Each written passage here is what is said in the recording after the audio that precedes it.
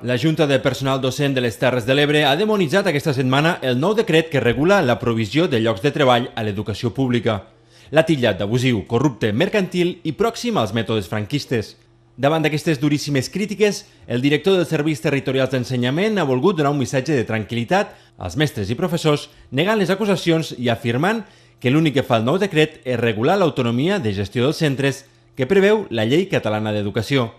Acompanyat de les màximes responsables de les juntes de directors de primària i secundària del territori, Toni Martí ha negat que el nou decret permeti una selecció arbitrària dels docents. Ha assegurat que s'han de sustentar amb els principis de mèrit, capacitat i idoneïtat de l'aspirant, i amb més opcions que abans. Hi havia una baixa, una substitució, s'anava a la borsa i s'agafava la persona que havia, en aquest cas, en primera opció.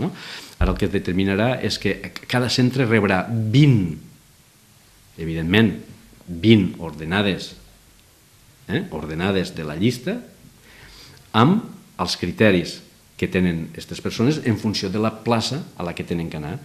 Martí ha assenyalat que el nou decret és indicatiu i en cap cas obliga les direccions dels centres a modificar el sistema de provisió de places ni definitives ni provisionals. Ha dit que és un instrument adaptat a les necessitats actuals per millor adaptar les places de professorat amb les singularitats de cada centre i projecte educatiu, i ha afirmat que respecta criteris de publicitat, transparència i igualtat.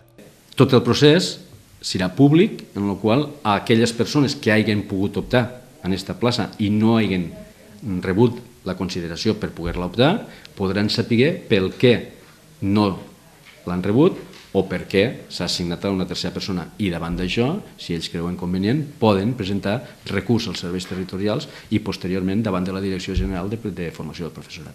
Martí ha recordat que el nou decret no afecta els funcionaris en plaça definitiva que representen prop del 75% del professorat al territori.